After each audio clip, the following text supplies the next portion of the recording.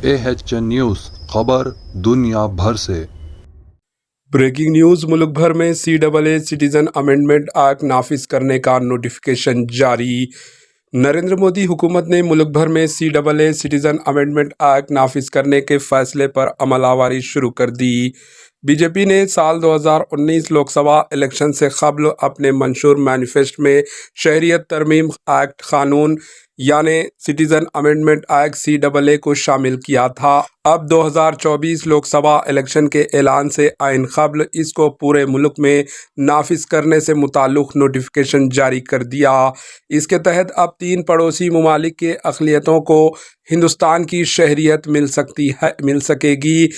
اس کے لیے انہیں مرکزی حکومت کے آن لائن پورٹل پر درخواستیں داخل کرنا ہوگا۔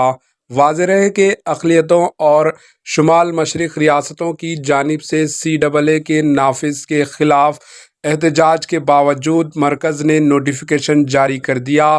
شہریت ترمیم قانون سٹیزن امینڈمنٹ ایکٹ دسمبر 2019 میں منظور کیا گیا تھا۔ اسے صدر جمہوریہ کی منظوری بھی مل گئی تھی، تاہم یہ ایکٹ نافذ نہیں ہوا تھا کیونکہ مکمل ضابطے واضح نہیں کیے گئے تھے۔ آج مرکزی حکومت نے ایک تازہ ترین نوٹیفیکیشن اس سلسلے میں جاری کر دیا۔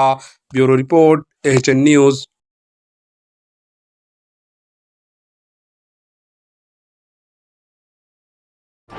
AHN نیوز کو لائک کریں، شیئر کریں اور سبسکرائب کرنا نہ بھولیں۔